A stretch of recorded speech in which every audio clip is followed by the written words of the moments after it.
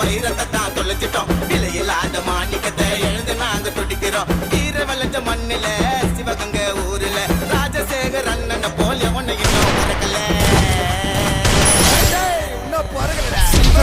ஊர்ல அண்ணன் போல யாரும் இல்ல.